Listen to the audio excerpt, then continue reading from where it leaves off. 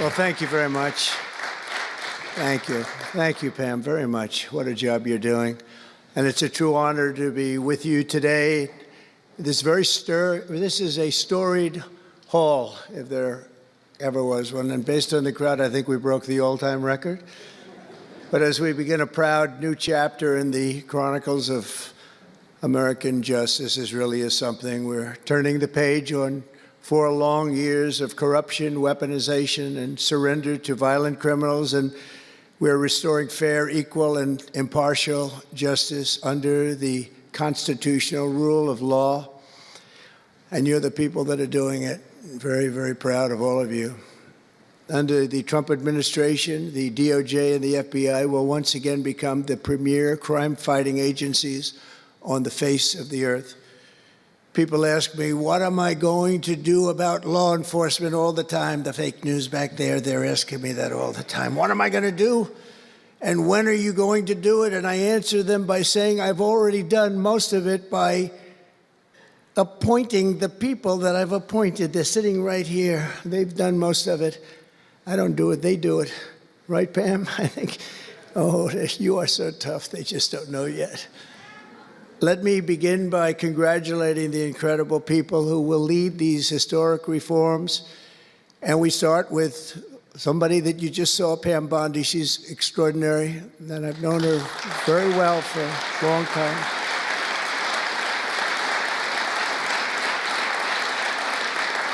I watched her for a long time in Florida, for years in Florida, and highly experienced. She seems so young, but she's highly experienced, that I can tell you. She was a phenomenal attorney general in Florida, and she's going to do a really amazing job. Also, our new director of the FBI, Kash Patel. Kash, right.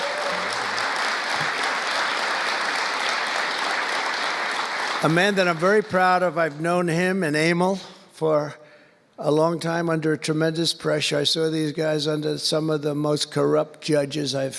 It's not even imaginable how corrupt they were. And these guys never wilted. They were not shy.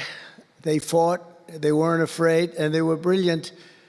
Deputy Attorney General Todd Blanche and Principal Associate Deputy Attorney Emil Beauvais. And thank you both very much. Right. Great people. They're great people. The Chief of Staff, who's so highly respected, Chad Mizell. Thank you, Chad. Chad? Yeah. Thank you, Chad. Our next administrator of the DEA, Terry Cole. Terry? Thank you, Terry. Good luck. Going to do great. Senior counsel to the Assistant Attorney General for Civil Rights. Boy, I've been watching him on television last couple of weeks. He is really a tough one, and he's a great one. Leo Terrell, you watch how good he's going to be. He's going to be so good. Thank you, Leo. Great guy. Assistant Attorney General of the Antitrust Division, who's got an incredible reputation. She'll do very, very well. Gail Slater. Thank you, Gail. Good luck. Great job. And we're joined by many, many great friends and terrific friends, and I won't be able to, too many to name, but some that I just see very quickly. General Flynn, thank you for being here. Here's a man who went through hell, by the way, and he shouldn't have. He's a patriot. He went through hell. We're also pleased to be joined by Senator Chuck Grassley and House Majority Whip. Where's Chuck? Hi, Chuck. House Majority Whip Tom Emmer. Tom, great job you're doing. Representative Guy Reschenthaler, one of the toughest names to say, but I got it perfectly, I think. And State Attorney General Ken Paxton, thank you very much. Thank you very much. Somebody who was with us early on, and she's really become a big star and very popular, Brenna Bird. Thank you, Brenna. Thank you very much. Steve Marshall, Alan Wilson, James Othermeyer, Chris Carr, Dave Sunday, Marty Jackley, as well as White House Deputy Chief of Staff, Stephen Miller. What a man Stephen is. Become a big star. Right, Emil? Steve Miller. Steve has been something very special. For generations, the Federal Department of Justice was one of America's most revered institutions. The men and women of the DOJ brought down the mafia, hunted down the killers, kingpins, and spies, tracked down terrorists and traitors, and tore down corrupt political machines all across America. This department commanded the respect and admiration of the entire world. And with Pam and Cash and all of the people I introduced and far more, big numbers, and all of you sitting back there, I recognize so many of you. But with you leading the way, it'll soon be the most admired and most respected of all. You're going to be more respected, and I really believe that there's also a lot of things to solve, a lot of problems to solve.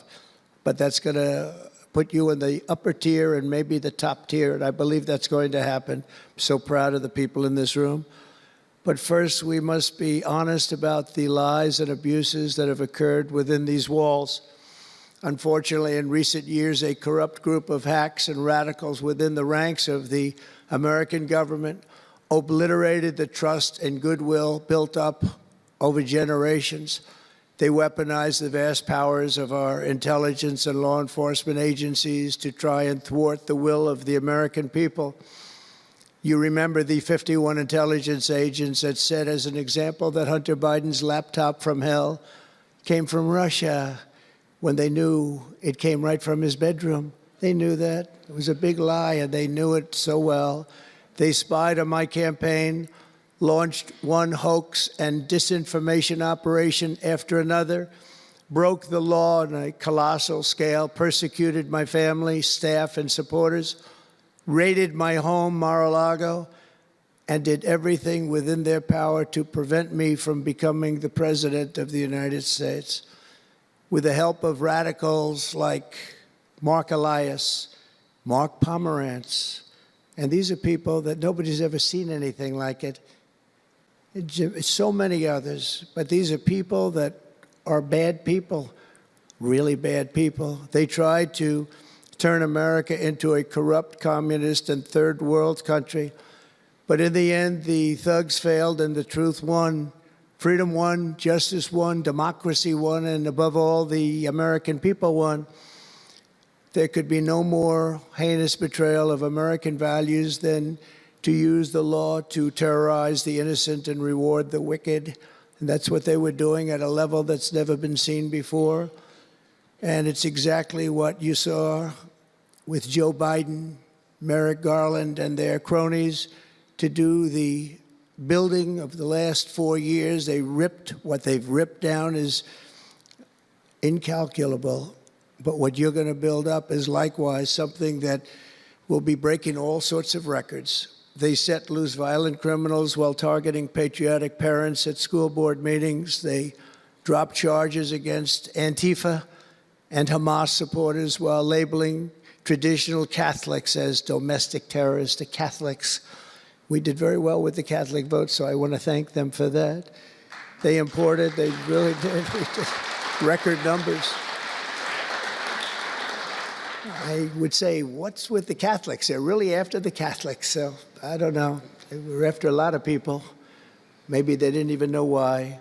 They imported illegal alien murderers, drug dealers, and child predators from all over the world to come into our country while putting elderly Christians and pro-life activists on trial for singing hymns and for saying prayers. They went to jail for that. Our predecessors turned this Department of Justice into the Department of Injustice. But I stand before you today to declare that those days are over, and they are never going to come back. They're never coming back.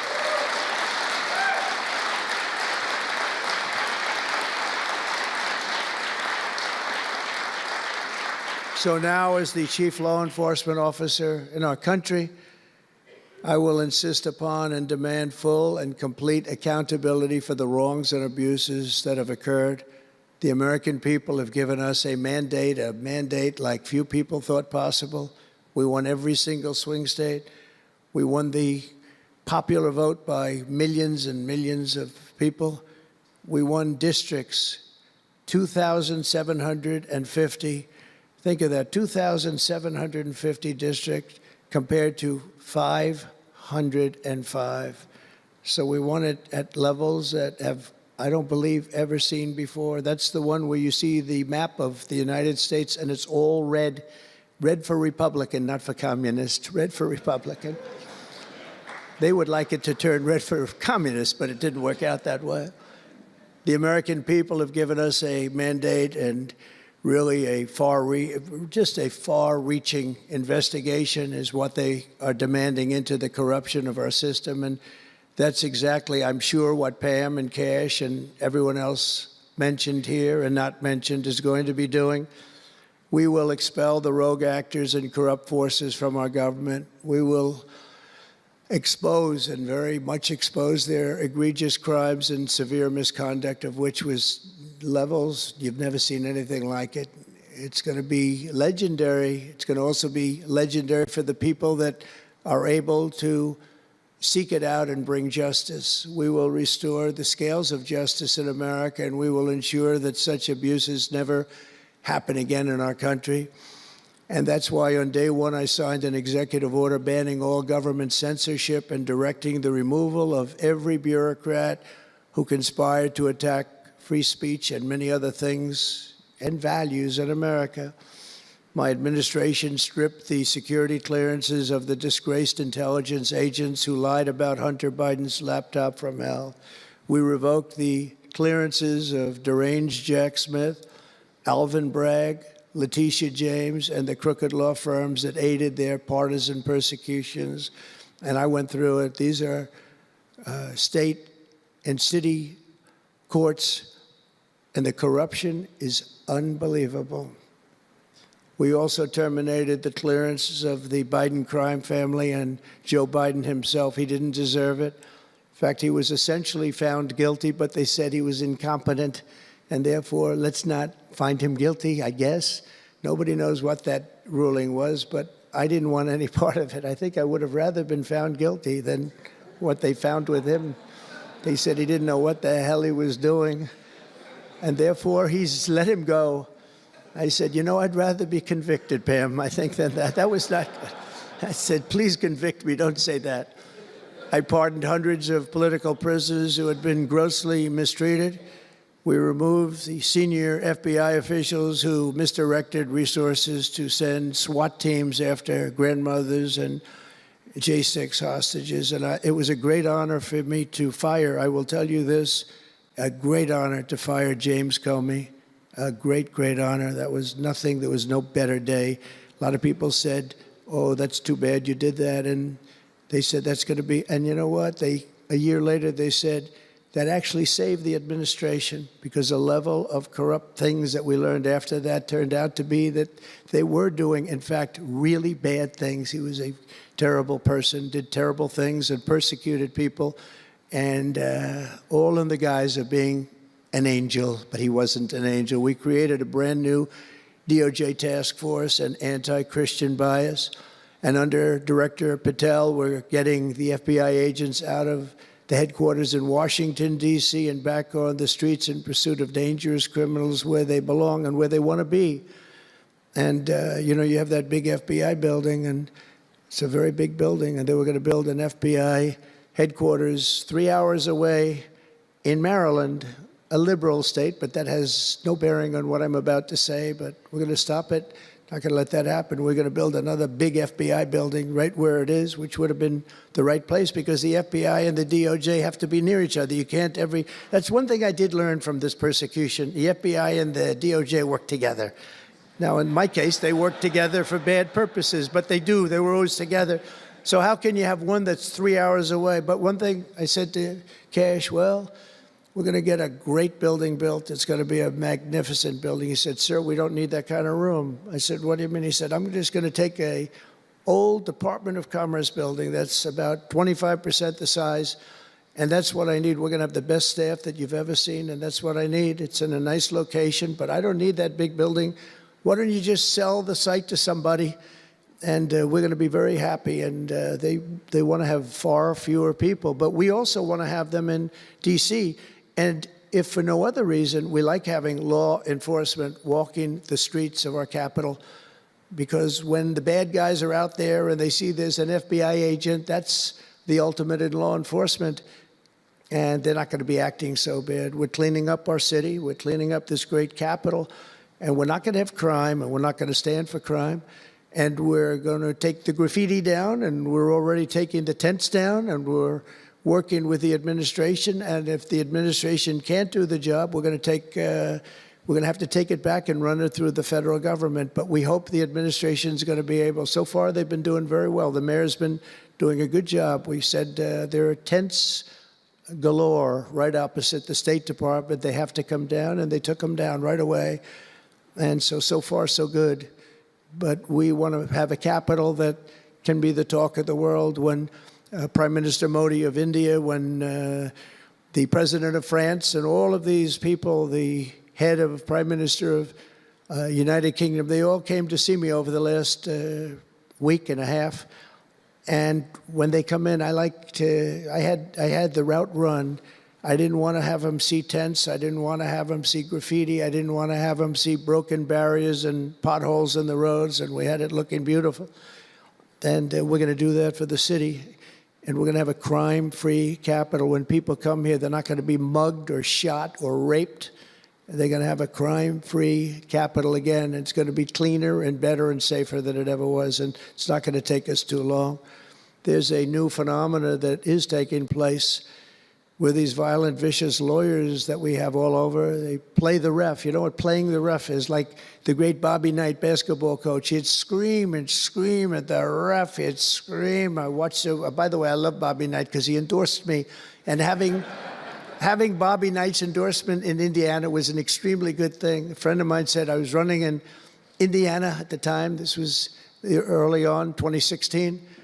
And I was doing great, but friend came up and said, "Do you know Bobby Knight?" I said, "No, I don't, but I hear he was a tough cookie." He said, not only tough, he was beyond tough, but he's the most popular guy you can imagine. It turned out he wanted to endorse me. He called me about 2 years before. He said, "Sir, I'd like to endorse you." I said, "Is this really Bobby Knight?" He said, "It's me." I could tell it was Bobby Knight. He had been known for throwing the chair across the court and slapping a player. Can't do things like that, right? And the man that came in fired him. He was a new administrator for the college. That guy didn't last very long. They were like 14-0, and they fired Coach Knight.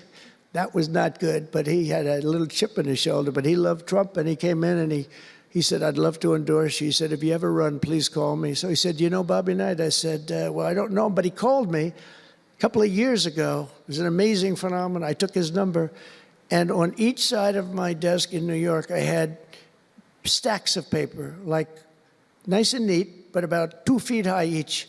And I said, I wrote his number down and I put it here 2 years ago. And I said, let me see if I can find it. It was almost like a miracle. I had other miracles that happened too. My ear is still throbbing. That was a miracle. That was a miracle also, wasn't it?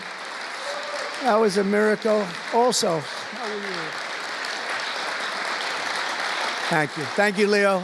Thank you. Thank you, that was a miracle. Anyway, okay, that's it.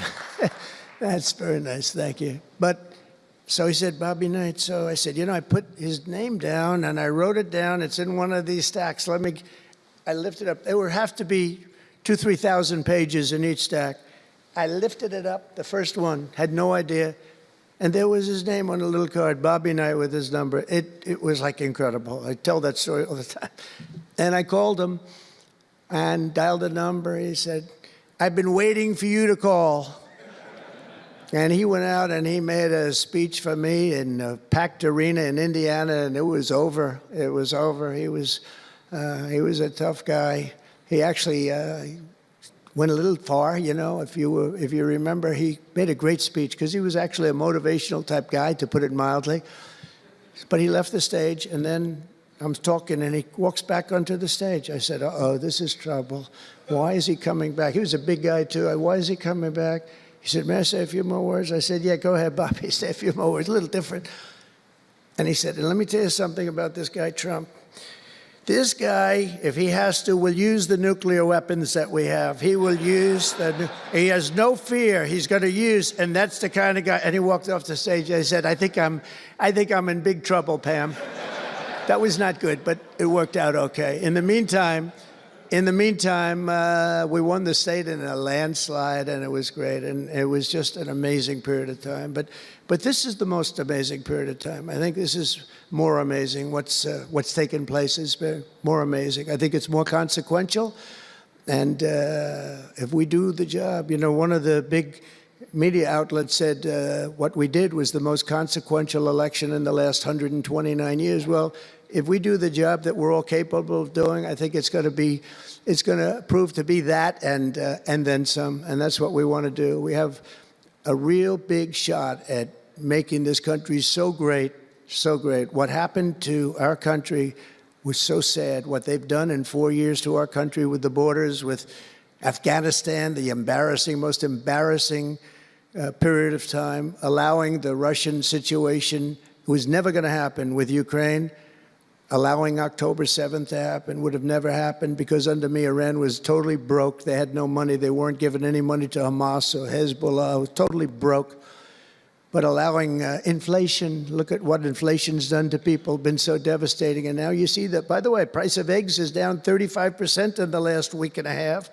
We're doing a good job. Brooke is doing a good job. Brooke Rollins and everybody. And inflation's down, interest rates are down, gasoline has come down to a level that we haven't seen in a long time. All things that we wanted to do, because then everything else is going to be coming down. We want it to come down. We want bacon to come down, and groceries, a term I used to use. It's sort of an old-fashioned term, but I used to use it on the campaign trail, those last 90 perfect, beautiful days. We just hit it. And I want to thank Susie. You have done a great job, Susie Wiles. Great job, Susie. A big magazine just named her the most powerful woman in the world, and that's okay with me. She is the most powerful woman. You think about it, John, right? The most powerful woman in the world, but she's great. And we had a great 90 days. It was a perfect 90 days, and it was a great result, but we want to put that result to good use by doing a phenomenal job. And I want to tell you that Todd and Emil know this very well. We had an amazing judge in Florida, and her name is Eileen Cannon, and I didn't know her. I still don't know her. I don't believe I ever spoke to her, even during the trial, but I did appoint her, federal judge, and these fake lawyers, these horrible human beings, were hitting her so hard, public relations-wise. They were playing the ref. I don't think it's legal. I don't think it's legal. They might as well go out and just shout it in a courthouse. They were saying she was slow, she wasn't smart, she was totally biased, she loved Trump. I didn't know her, other than I saw her the couple of days that I was in court, and I thought her decorum was amazing. Anything bad they could say, though, they were saying about her, it was whatever they could say bad about a human being, all made up, because actually she was brilliant. She moved quickly. She was the absolute model of what a judge should be, and she was strong and tough. And how do you get them to stop if you're a judge? How do you get them to stop with the playing the ref? Bobby Knight would play the ref. That's why I brought up the Bobby Knight story. He would play the ref. He'd scream at the ref. He'd scream so hard. Oh, boy, it was terrible, actually. And the people would come up, his assistant coaches would come up to play. Coach, don't do that. Don't do it. He said he's not going to change his tune, Coach. He called it. He's not changing. I don't care. And he's screaming. That's when he threw the chair. He starts going crazy. And he said, no, he's not going to change this time, but he's going to change for the next play. And sure as hell he did. You know, Bobby, by the way, had the last undefeated team in basketball. And relatively speaking, you know, he had a team. He always had a team. He never had that. Well, he had a couple of great players, obviously, some top NBA players, but very few relatively. He had a team, but he won the national championship 3 times. But he had the last undefeated team in basketball. And he would play the ref, and he would scream at him. He knew exactly what he was doing. They're doing the same thing. He said, no, he's not going to change now, but he's going to change for the next one. That's what he wanted to do. He wanted to scare the hell. They wanted to scare the hell out of the judges, and they do it. And how do you stop it if you're a judge? Because you want to go home, you have a family, you have children, and the New York Times will write whatever these people say, and the Washington Post, and the Wall Street Journal, and MSDNC, and the fake news CNN, and ABC, CBS, and NBC, and they'll write whatever they say. And what do you do to get rid of it? You convict Trump. All you have to do is be really tough on him and ultimately convict him, and they leave you alone. It's totally illegal what they do. I just hope you can all watch for it, but it's totally illegal. And it was so unfair what they were doing to her. But they do it all the time with judges. But in her case, she was very courageous, and it only made her angry. Wouldn't you say? It just made her angry. She didn't like it. A lot of them say, oh, please don't say that about me. My family, what's my husband going to say? What's my wife going to say, or my kids? Please don't say that. And it had absolutely no impact on her. And the case against me, which was a case, I will not use a bad word. I promised my wife I would never use a bad word, so just a little bad. The case against me was bullshit. And she correctly dismissed it. She correctly. Look at Emil, he's looking. He said, that's interesting. But these two guys were warriors. You got a warrior here. You got two warriors, I can tell you that. You got a whole bunch of them. But, and they wouldn't quit. They wouldn't take no for an answer. They just wouldn't quit. These two people right up here, and some others that are involved with it indirectly. And what the lawyers do is they're doing it to the Supreme Court justices, hoping that they'll be overcome by the horrible things they say about them. They say things about Supreme Court justices and judges that are just horrible. They're playing the ref. Remember the way they treated Justice Thomas and Justice Alito and Justice Kavanaugh, Justice Gorsuch. Chief Justice Roberts get treated unbelievably badly, and they're hoping that they can sway them to go along because, again, what do? They're humans. You know, like it would be wonderful if everybody was just a perfect computer machine, but they're not. They're humans, and they don't want to be accused of many, many things, including gross incompetence. They don't like it, and they don't want it. There's not much they can do about it. You know, they're in a position they can't really fight back really very well. And so what they do is sometimes they get weak.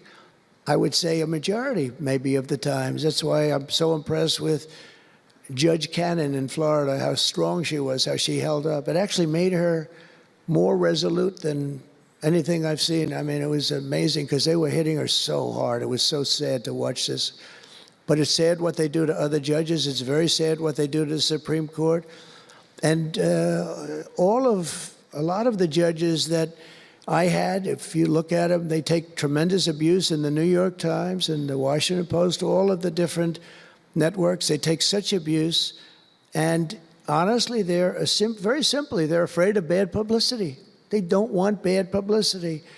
And it's truly interference, in my opinion, and it should be illegal, and it probably is illegal in some form. There's no difference than speaking to a judge or shouting to a judge or doing whatever you have to do in a courthouse. They're doing it behind the back. They're usually doing it anonymously. They're saying anonymously, off the record, the judge is no good, but everybody knows where it's coming from. And it's totally coordinated. It's a campaign, and it's by the same scum that you have been dealing with for years, like guys like Andrew Weissman, deranged Jack Smith. There's a guy named Norm Eisen. I don't even know what he looks like. His name is Norm Eisen of Crew.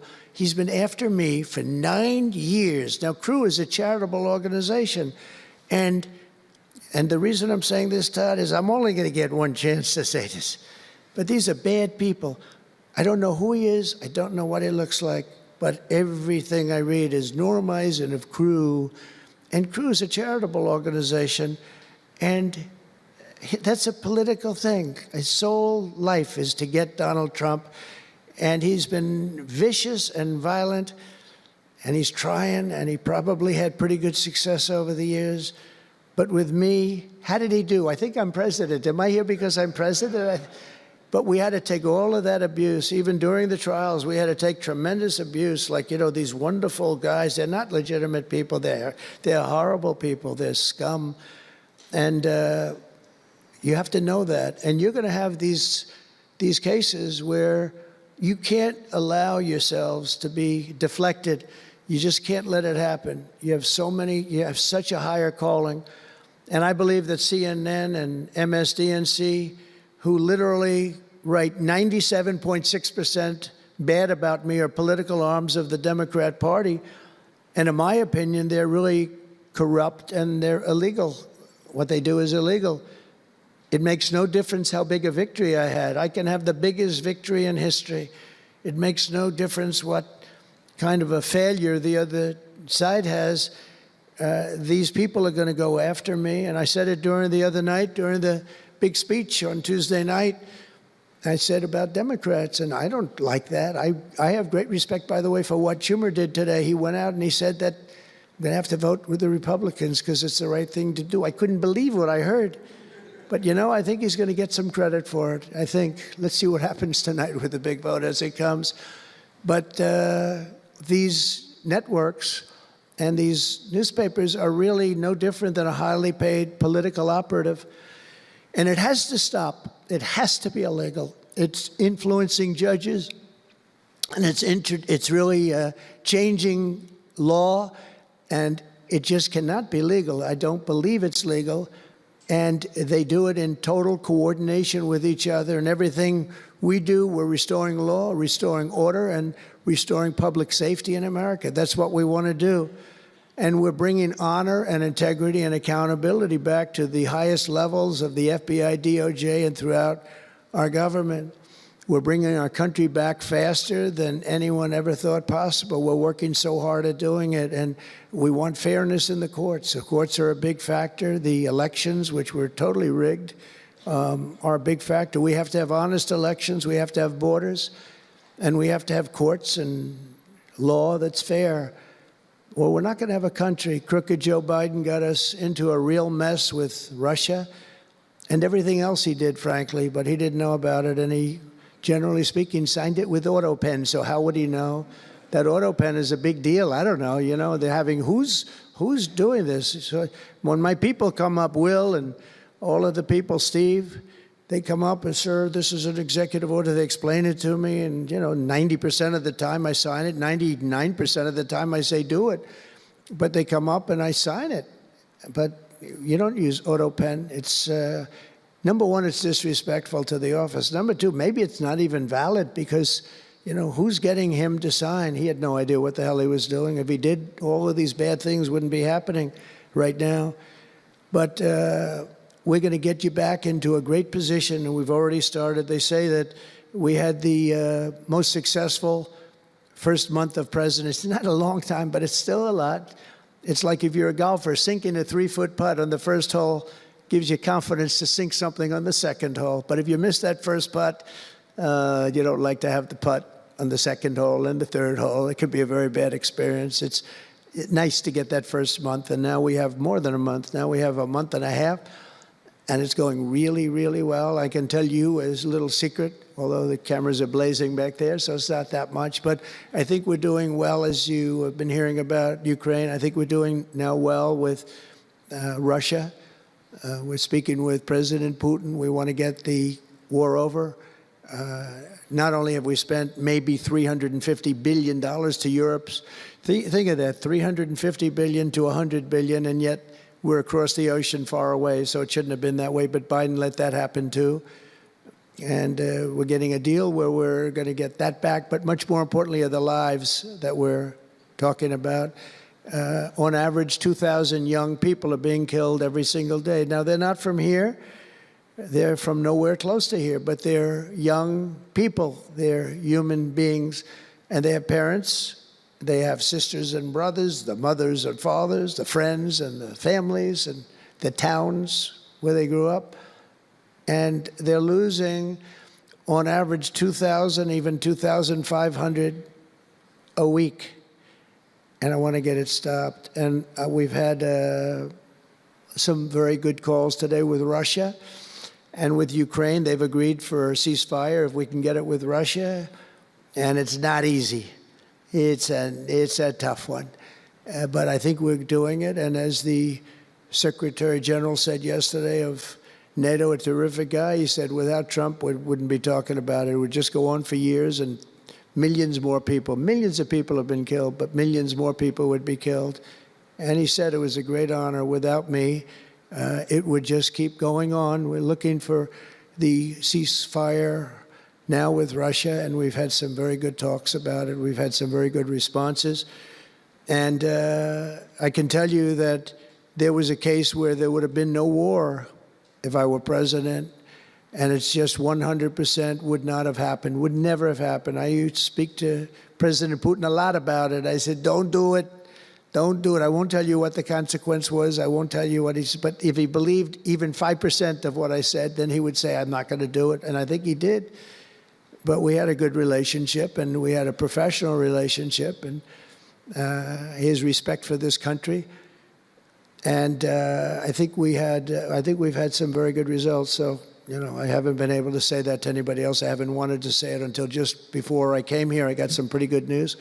So, but we have to see what happens. It's still a long way to go. The fighting is unbelievable. Russia has a large group of Ukrainian soldiers, as we speak, surrounded and in grave danger.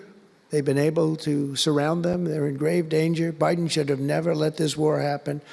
First of all, you don't want to pick on somebody that's a lot larger than you, even with the money. There's a lot of money that we gave them and a lot of equipment. We make the best military equipment in the world, but even with all of that, it's unbelievable. Right now, you have a lot of Ukrainian soldiers that are encircled and in grave danger, and I've asked them not to kill those soldiers, please, not to kill those soldiers. We don't want them killed. It's such a shame to see what's happened. A thing like that would have never happened. Inflation would have never happened. October 7th would have never happened. Israel, Iran had no money. They were totally broke. Think of it. They had no money to give to anybody. They were totally broke. And within a short period of time, as soon as Biden came in, he took out all the sanctions. In China and everybody else that wasn't buying oil from Iran was buying it at levels that they never spent before. And it was a sad thing. And if you look at Afghanistan, that was probably what got Putin started, because when he looked at how horribly we looked, I think the most embarrassing day, not that we got out because we were getting out. I would have been out faster than them. I was the one that got it down to the right level. But we would have kept Bagram, the big Air Force base. We would have kept it. Right now, China occupies Bagram. And the reason we would have kept it is because they were 1 hour away from where China has and builds its nuclear missiles and weapons. And they gave that up. At the dark of night, they left the lights on, and they left the dogs behind, by the way. A lot of people say, what about all the dogs? They had a lot of dogs, and they left the dogs behind. And what a shame, what a shame. The way we got out, I think it was the most humiliating time in the history of our country. The way it happened, not that we were getting out, because we wanted to get out, but we would have gotten out with dignity and strength. And what a difference a rigged and crooked election had on our country when you think about it. And the people who did this to us should go to jail. They should go to jail. So I just want to say God bless America, because we have to say God bless. We're lucky we're still here, frankly. And this whole thing could lead, I think we have it. I think we have it. But this could lead to World War III. Very easily, could very easily lead to World War III, but I think we're in pretty good shape, a lot better than we were before we got involved, that I can tell you.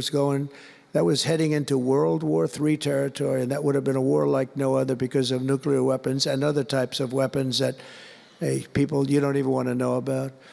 But as many of you do know, well, we're focused on persecuting, and these people were really focused on persecuting Republicans. The last administration presided over the worst increase in violent crime in our country in many, many decades. We had levels of violence and crime, and a lot of it had to do with the illegal immigrants that came in. Remember when I used to complain about it? Because I knew how tough they were, how mean they were. And they said, no, no, people that come into our country are all wonderful people. No, they're not wonderful. These are stone-cold killers. These are killers they make our killers look nice by comparison. They make our killers look nice. These are rough, tough people with the tattoos all over their face. Historically speaking, I don't want to discriminate against anybody, but historically speaking, they're not going to be the head of any major bank that we know of. These are rough people. These are rough, killer people, and they allow them in by the millions. In major cities like New York, Chicago, and Washington, mothers can't walk their children to the park without fear of being shot or killed or raped or anything.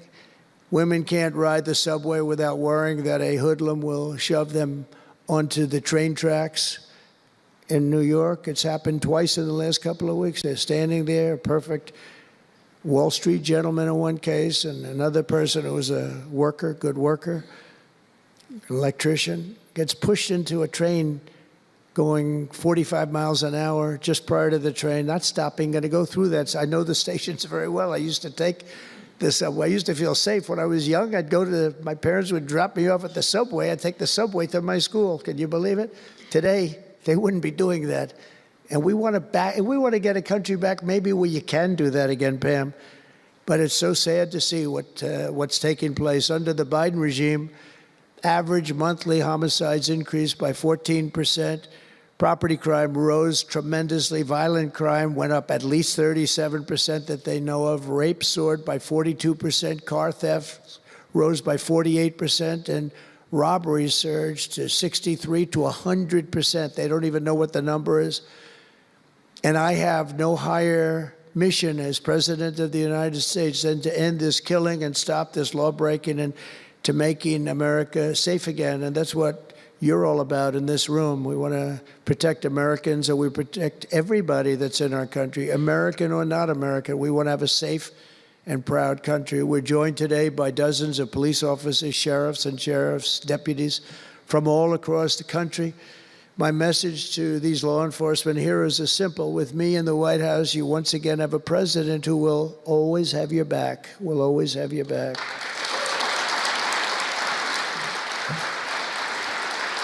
Thank you, fellas.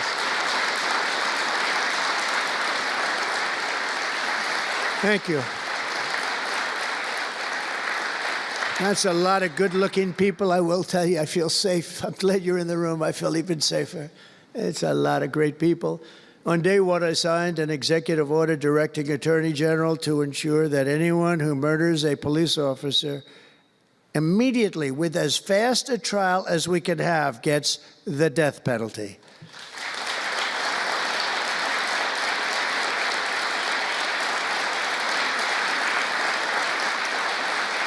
And last month, I fired all the radical left pro-crime U.S. attorneys appointed by Joe Biden. There were so many that were bad. And I know there were some that were probably very good, but there were so many that were so bad and so evil, so corrupt. Instead of having Marxist prosecutors who want to put police officers in handcuffs and go after a police officer rather than a criminal, I appointed patriotic, tough-on-crime warriors who will partner with police to put dangerous offenders behind bars, put them in jail. We're fully reviving 1033 program to provide state and local law enforcement with surplus military equipment, that we have so much of it. I did it in my last administration, and I remember Obama wouldn't do it. He wouldn't do it before me, would not do it, because he thought it made them look too strong, too military. I said, no, that's what I want them to look like. I want them to look strong. And it was protective, defensive equipment. We had billions of dollars. I gave it out, and now I'm going to have a chance to give it out again. They didn't want to do it with Biden, and Biden didn't know why. If they would have asked him, he wouldn't have been able to answer the question. He could never answer a question. They said my press conference yesterday was longer than all of Biden's press conferences put together for the last 4 years. And I don't know if that's true, but it was close. And perhaps most importantly, we're securing our border and repelling the invasion of America. We have, you see the numbers have come down. So, and Tom Homan and Christie were have been incredible. Kristi Noem, Secretary, she's done great. And Tom Homan is, I don't know if Tom Homan's here, but wherever he may be, I think he's chasing people out of our country. If he was here, I'd almost be disappointed. What are you doing, Tom? But he's a fantastic guy. He's a brave guy. Over the past 4 years, other countries emptied out their prisons and jails, mental institutions, and insane asylums, and sent the killers, drug smugglers, and bloodthirsty inmates from the filthiest dungeons of the world straight into the USA. An open border. We had an open border policy. Anybody could come in, no matter what you were, no matter where you came from, no matter what you looked like, no matter what you were doing, no matter what you did, no matter how many people you murdered, you could come right into our country. We have murderers right now walking the streets. We're joined today by Tammy Nobles, whose 20-year-old daughter, Kayla, was attacked in her home 3 years ago, horrifically assaulted and strangled to death by an illegal alien MS-13 monster set loose into our country under the open border Biden regime. Kayla was one of countless American victims ripped away from their families by the open border policies of that administration. And we're also joined by Kayla's stepfather, Jeremiah, and several other courageous angel families here today. And I'd love you to all just stand up and take a bow, because you are incredible people. Please. Thank you.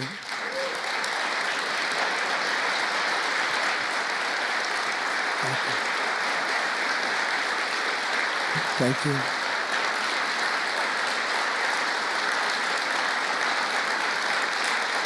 Thank you very much. Thank you. But I want you to know that we are working every day to expel these savages from our country and ensure that what happened to your loved ones will never happen again. So their legacy is going to be a great one. Thank you all very much. We appreciate it. On day one of my administration, I declared a national emergency on our southern border. In our first full month in office, we achieved the lowest level of illegal border crossings ever recorded, okay? Even lower than 4 years ago.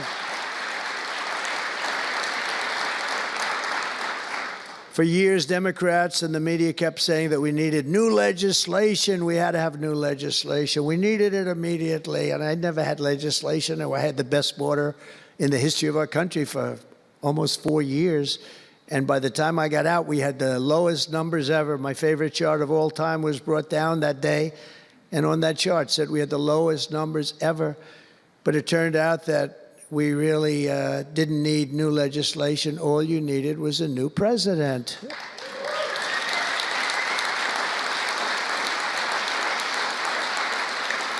And I said that the other night. That's all you needed was a new president saying, close the borders, because the Border Patrol is unbelievable, ICE is unbelievable, and all of our law enforcement is just incredible. All of you guys are amazing, and the people of our country respect you and they love you. And a lot of times you don't hear that because you have to listen to the fake news back there, but they have great respect for you. So I just want you to know that. And you know, that includes our fire departments too. They don't get spoken about enough. You know, they go into some of the areas I read where they're shooting them off ladders. Can you believe it? They go up to put out a fire, Leo, and they go and they shoot them off a ladder. It's just unbelievable. These firemen and women are incredible. So I want to put them in the same category because they're just incredible. I also like that the fact they voted for me like at 94%. So I have to mention them. I have no choice, right?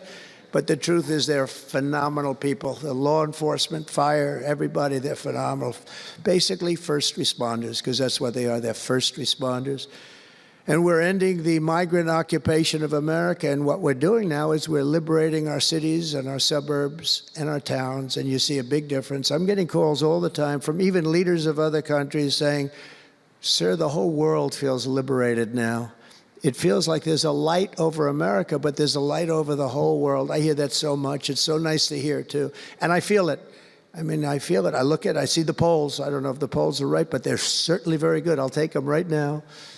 It's amazing what's taken place in such a short period of time, really 6 weeks, but it's longer than that. It's really November 5th. I think that hopefully will go down, if you do your job great, it'll go down as the most important day, one of them at least in the history of our country. You know, July 4th was pretty, 1776, it was pretty important too. But let's see if we can top it. Can we top it? I don't know. That's a tough one, but we're going to try. But it will be one of the most important days in the history of our country. So I think, and I think everybody in this room wants that to happen. Last month, we officially designated MS-13 and Tren de Aragua.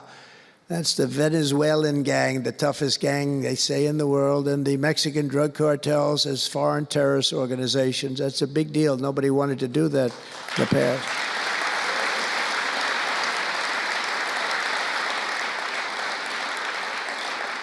And by the way, we've caught hundreds of them, the Venezuelan gang, which is as bad as it gets. And you'll be reading a lot of stories tomorrow about what we've done with them.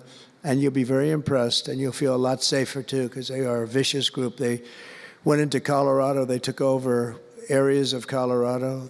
They sort of were like me. They were in the real estate business, but they didn't go out and get financing. They just took over a building and kept it. And they said to the tenants, get the hell out of here. One man called the police, and they cut off his fingers. And they say, you call again, your other fingers, and you call a third time, and you're dead. These are tough people and bad people, and we're getting them out of our country. And some are so bad, we don't want to get them out. We have to put them in jail because we don't want to even take a chance that they can come back. Thanks to our efforts, Mexico recently handed over 29 of the biggest cartel leaders, including the depraved kingpin charged with the 1985 murder of DE agent Kiki Camarena. And that was a big deal, if you know. They've been looking for this person for years, many years, and we got him. This evil killer will be now prosecuted to the fullest extent of the law. And we know that, well, it's, let's put it this way, I have to be nice. It's a very strong case. We're stopping the criminals pouring across our borders at record levels, and we're also stopping the massive quantities of deadly drugs. In 2023 alone, drug overdoses killed more Americans in 12 months than they did during the entire decade between 1980 and 1990, so 10 times more, but it's much higher than that. More Americans died from fentanyl last year than died in the Korean War, or the Iraq War, or the Afghanistan War, all of them combined. That's why I've placed large tariffs on Mexico, Canada, and China, and they will remain in place until these deadly poisons stop pouring into our country. And I will tell you, as soon as I put on the tariffs on Mexico, Canada, and China, unbelievable results have been seen in the last few weeks. Unbelievable results. They weren't happy about it. You probably read they weren't happy, but they are working like hell to end it. They weren't working very hard before I did that. With us today is a brave mother and advocate, Ann Fundner, who lost her beautiful 15-year-old son, Weston, to fentanyl. And Ann, if you would, I'd like to ask you to come up and say a few words, please. Thank you.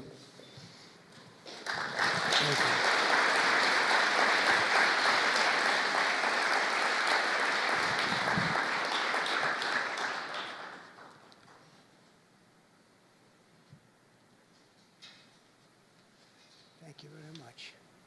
Thank you, darling. Thank you. You're going to be great. Thank you. Let me put that down a little. Thank you. Well, first, I want to say thank you. I think this is the biggest honor of my entire life, being on stage with President Trump. But I want to tell you a little bit about my son, Weston, who absolutely loved President Trump. He had a beautiful Trump 2020 flag hanging in his bedroom, and he had it on the beach one day, and we took a picture, and it became our 2020 Christmas card with the most perfect slogan for President Trump, peace on earth. But what happened in the next 4 years would be devastational to our country and our safety of our children. And in 2022, Weston lost his life, a freshman in high school at the age of 15, from a single pill that took his life. The cartels were allowed to operate on American soil and took hundreds of thousands of American lives. And so we knew there was only one person that could save us from the devastation on our American soil, and that was President Trump. And so in 2024, we did the best thing that we could do to keep America safe again, and we elected President Donald J. Trump. Thank you. Thank you. Thank you.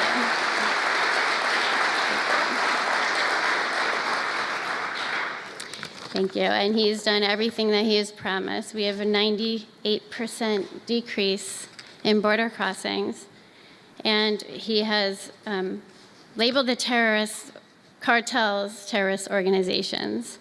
And he has instilled tariffs because there is no price on human life. And so I feel like I can speak for the entire fentanyl fighting community when I say thank you to President Trump, and thank you to Pam Bondi and everyone out here who is fighting this fight. God bless you. God bless you, President Trump. And God bless America. Thank you. He's up watching you. He's up there watching you. And he's so proud of Mom.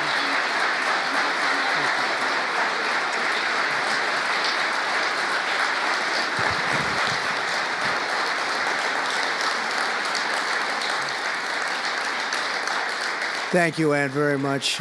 Weston is, I just said to Ann, Weston is up in heaven watching his mom, and he's so proud of you. He's so proud of you. Thank you.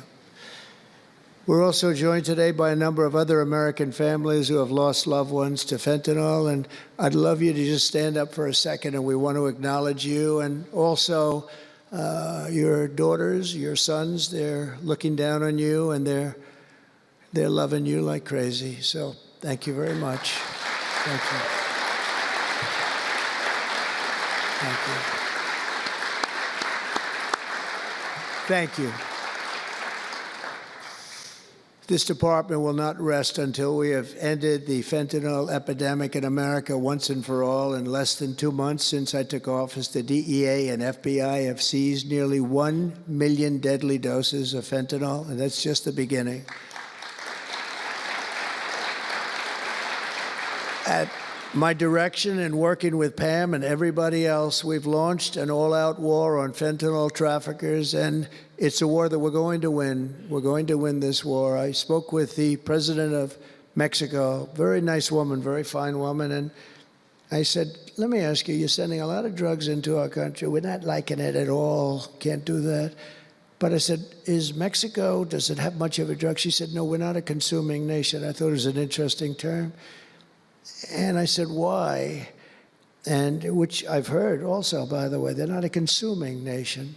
They distribute, but they don't consume. But I said, why are you not a consumer? Well, we're very close with family. I said, so we're very close with family, too. I mean, our families are being devastated, and we're just as close. Why else? She said, well, we spend a lot of money on advertising saying how bad drugs are. They're very rough ads. They show the skin falling off and the teeth falling out and going blind and losing hair and everything that these things do. You look like you just came out of a horrible concentration camp. And she said it was, they're rough ads. And it's not often that I feel I've learned something from a phone call, because I've had a lot of phone calls over my life. But I realized right then and there what a great idea that is. And we have hired Susie, a great person, who did a lot of our campaign work, and we've come up with an advertising campaign that's, I think, really incredible. More than anything else, it's terrible to watch. Terrible to watch. It's the only way it's going to work.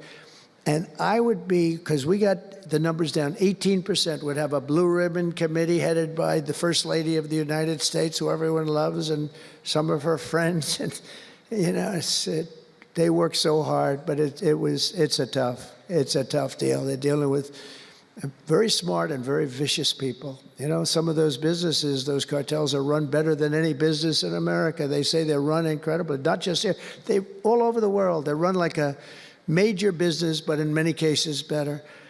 And I said, we got it 18% down. Well, 18% is incredible. It's like a record, but when you think of it, it's not very much.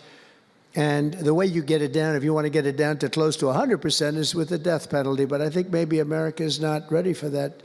China has the death penalty. Singapore has the death penalty. Various places have the death penalty. Wherever you have the death penalty, you don't have drugs. But I just don't know if this country is ready for it. So I tell people, and it's always an option, but I don't know. I just don't know if you're ready for it, and that's okay. It's nothing you can do. But what we're going to do is we're doing this campaign, And I think we can get it down 50% with this campaign, because when people see all the horrible things that these drugs do to you, we're especially focused on fentanyl. When they see all of the horrible things that happen when you take drugs, how you look, you lose your look. Everyone's vain. They don't want to lose their look. The look is so important. And I think when they see these things, they may say, you know what, I'm going to take a pass.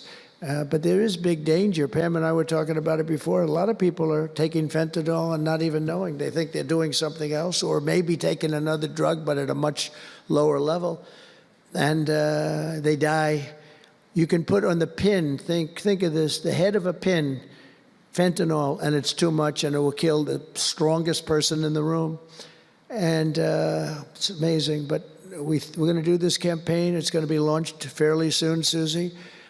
And I think it's going to have a big impact. I think if we got it down by another 30, 35 points, and I really believe we can, I think that's an incredible idea. So I thank the president of Mexico, actually. It was a call on tariffs, and we talked about drugs. And she gave me an idea that I think will be very successful, and based on what I saw, it's going to be amazing. Under our leadership, this department is once again laser focused on protecting the American people. We're defending our borders, our streets, our children, and our good, really God-given, this is God-given rights and liberties once and for all. We're going to defend our country, and we're going to defend our rights.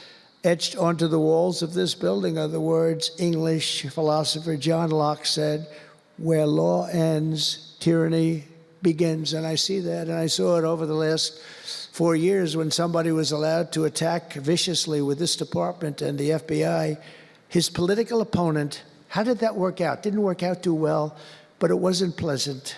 It wasn't pleasant. I was attacked by a political opponent, and probably it helped that I was attacked more than anybody in the history of our country. Alphonse Capone, the great Alphonse Capone, legendary Scarface, was attacked only a tiny fraction of what Trump was attacked. And maybe it worked out well. I don't know. If I had to give it up, I probably wouldn't, but only because I've gone through it. But I wonder what the difference would be. Maybe they helped get me elected by those margins, the big mandate that we received. But you can't go after your political opponent. Nobody's ever seen anything like it, actually. And hopefully they won't see anything like it. But now, with the return of law and order, the entire world is witnessing the triumph of American justice and American freedom. That's why we're here today, gathered with people that have love for our country. In the coming years, we will revive the storied legacy of this department, and it's happening right now. You can feel it. And rekindle the spirit of the great lawmen and legal lions of the past, Americans like Wyatt Earp, Elliot Ness, Frank Hammer, Rudy Giuliani. Rudy Giuliani had to suffer greatly, greatly. He's the greatest mayor in the history of our country. He had to suffer greatly. Ed Meese, Antonin Scalia, Robert Jackson, and Robert F. Kennedy.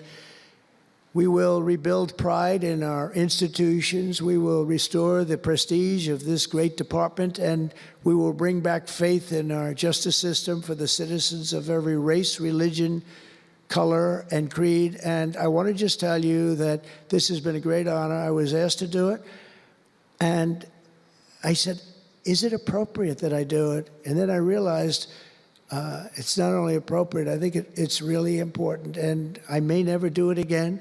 I may never have another chance to do it again, because this is something that I'm leaving to the greatest people I know, the best people, the smartest people, the toughest people I know.